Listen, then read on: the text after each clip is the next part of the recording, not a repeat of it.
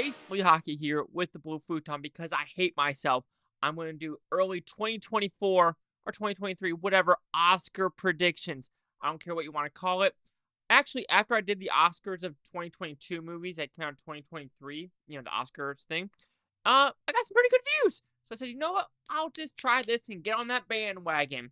So I tried to pick 20 movies that I thought maybe could get in those top 10 spots. I couldn't find 20. I just read the synopsis, the directors, the actors, and I just couldn't put myself down to put 20 movies. I found 17 though. But this first one I'm going to say is if this movie's on your list, you are drunk. And that movie is Barbie. If anyone has Barbie in their top 20, top 30, top 40, top 50, you're drunk, you're high. That movie is not getting in Best Picture. If it does, I'll truly eat like half a sock and it'll be a video. Mark my word, if Barbie gets in Best Picture, I will eat half a sock. Like truly, I'll boil in water, probably throw up on camera. But you know what? Barbie, I have no faith in that movie, and I don't think the Oscars do anyway.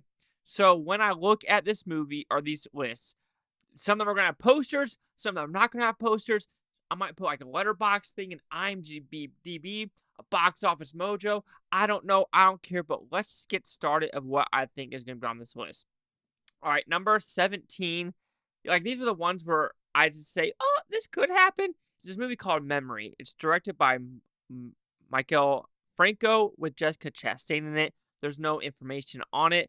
I'm just looking at the director and Jessica Chastain. They could be in a decent movie.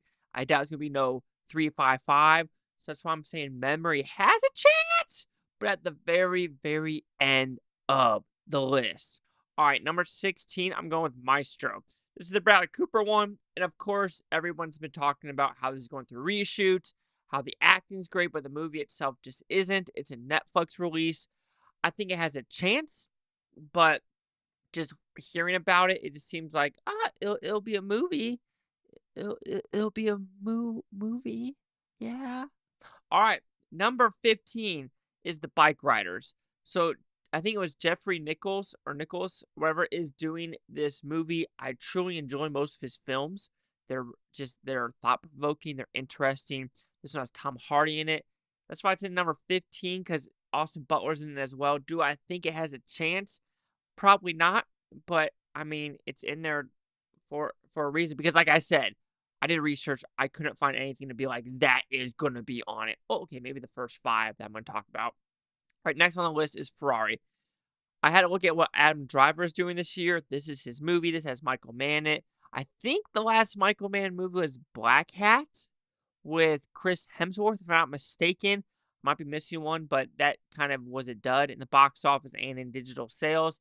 But who knows? Ferrari could be a crazy movie, and it could get the buzz that it needs to, get in the Oscar competition. All right, next on the list is Lee. I kind of want to put this higher. I truly, truly do. Kate Winslet, a war movie, a director that's won an Oscar, I think, for a short story, or a short, if I'm not mistaken. But something about this movie that stills get me. I mean, this has Adam Sandberg in it, has Alexander Skarsgård in it, has a couple good actors in this movie. So I want to put it higher, but, I think other ones might have a better chance, but I think Lee looks like a pretty good movie. All right, next one, I got to put one international film, and it's Monster. It's a Japanese film. I looked at the synopsis, I read about it, and I said, you know what? This is a good opportunity for this movie to jump in. The last Japanese movie that won an Oscar was Drive My Car. That was last year. Not last year. Like, I'm calling this year. It was All Quiet on the Western Front. So, was it last year? Drive My Car? I want to say yes. If not, correct me, please. All right, next one. I think we're in the top 10 now, right? 1, 2, 3, 4, 5, 6, 7, 8, 9. Oh, 11. We're in 11. So some people might call my 11 crazy because everyone's saying this is the Sundance movie to beat. Past Lives. Have I seen it? No. Do I have any opinion about it? No. But I'm looking at the stills, looking at the people who like it, just looking at the movie as a whole. Is this one of those movies where it gets 100% Rotten Tomato? Great critic score, but it just is ignored at the Oscars? It could happen. I mean, I'm trying to think of a movie like this. When's the last time a movie like this has got nominated for an Oscar? Last year, I'm looking at the movies, a lot of blockbusters. I mean, there's women talking, but women talking really isn't a chick flicks on a level of, you know, people coming together. So it could get there, but I mean, I can see my 10 and 11 switching because my number 10 is the Iron Claw. Something about the Zac Efron wrestling movie has got me hyped like no freaking other. Both Iron Claw and Past Lives is A24. But like I said, something about the Iron Claw imagery. Zac Efron is getting ridiculously buff. I feel like this is an Oscar contender. Like, I just think with the technical aspects of this movie, what is occurring, why shouldn't this be on the list? Maybe it comes out as complete dog poo poo, but you know what? I just feel like Iron Claw should be in the top 10. But what the hell do I know? All right, my number 9 is Poor Things. This is the director. I'm not going to act like I know how to say it. Like Yogo. Some blah, blah, blah, blah. He did The Lobster, and he also did The Favorite. I'm surprised that my mom watched The Lobster, and she actually enjoyed The Lobster. So I was like, okay, Mom, go you. And I do own The Lobster right there. And I think I own The Favorite because the F's are over there. So yes, I own The Favorite as well. And people are saying this might be too weird with Emma Stone, William Dafoe, who else? Mark Ruffalo. But I think we're in the weird territory. I mean, a fish fucking movie won, right? Right? All right, next is one where a lot of people don't have faith in. The Killer. Michael Fassbender, David Fincher, going back to, I think, his 7 days of, like, just grittiness. Because, of course, the last couple movies he did was Mank, Social Network. He did, like, Mindhunters, and he's done some of the anime stuff on Love, Death, and Robots. But my gosh, I think The Killer has a chance to get in the Oscar competition. Why wouldn't it? It's David freaking Fincher. Oh, yeah, Gone Girl. That was one that should have gotten love, but it didn't. But I think this one is going to be a little bit of a breakout because of Mank. And this is after Mank. So, like I said, what do I know? But I'm going with The Killer. All right, next on the list is top 7, right? 1, 2, 3, 4, 5, 6, 7. And this one is The Color Purple. Of course, this is based off, you can call it a remake of a play of a movie that came out, I think, in 96, 93, something in that range. Don't know. Whoopi Goldberg was in that one. I think that one was directed by Steven Spielberg, if I'm not mistaken. But it's a musical. It's come out during Christmas. The themes of the movie. What else do you want me to say? All right, the next one is May, December. This is a Julianne Moore, Natalie Portman film. I think the director is Todd Haynes. I literally have no notes, just the title of the movie, so I'm going on the head that I'm just freaking guessing. But with this one, this could be like that, Natalie Portman Jude Law movie called Vaz Lux, kind of the school shooting one where, she was singing about it, something happened to her past. Could it be kind of that kind of Natalie Portman movie? I mean, I doubt it's going to be no Annihilation because that's more sci-fi, or it's going to be more like a Black Swan that people really enjoy. Or, like I said, could it be a Von Lux where it came out and it completely disappeared? So, I might have May, December pretty damn high, but I think I got faith with all the movies that I see going to cons, whatever it's called. I'm not cultured. I don't know what's going to Toronto. Don't know what's going to other film festivals, what other movies are going to randomly pop up on the schedule. We just don't know. So that's why mid-December's right here. All right, next one. We got top 5. The Holdovers. All right, this is the one by Alexander Payne. He's done stuff like Sideways. He's done movies like the Downsizing one with Matt Damon and Hong Chow. And he's done a couple other movies where critically acclaimed for some of them, and some of them are not. People are comparing him to David O. Russell.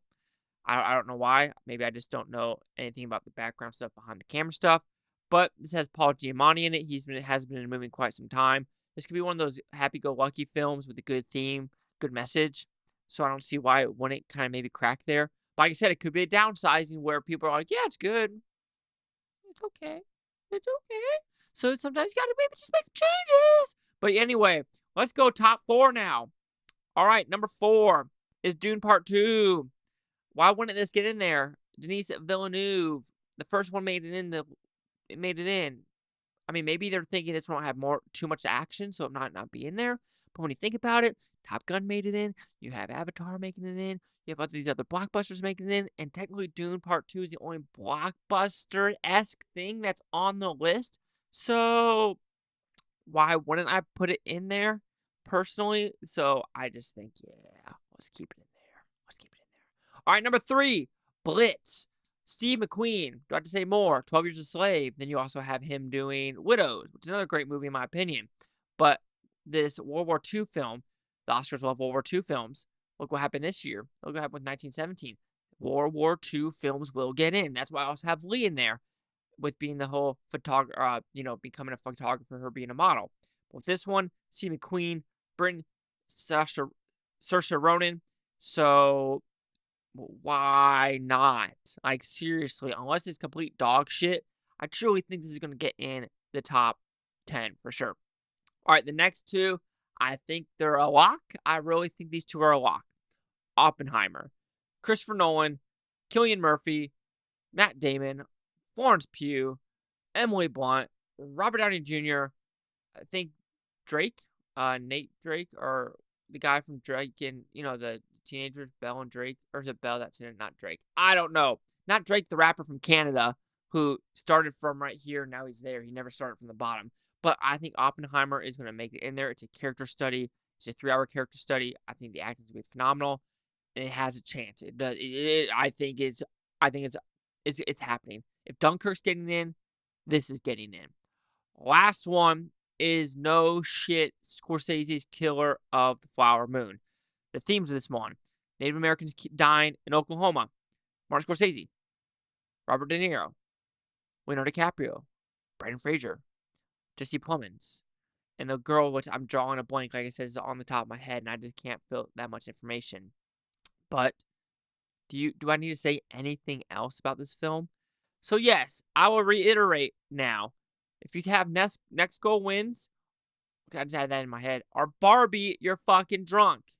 Your Barbie's not getting in. Just stop. Just stop. The same people probably thought White Noise was going to get in.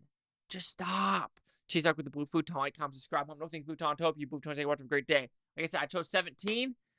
I just think it's better than going to 50. That's just way too many. That's why I'm sticking with my guns that don't exist.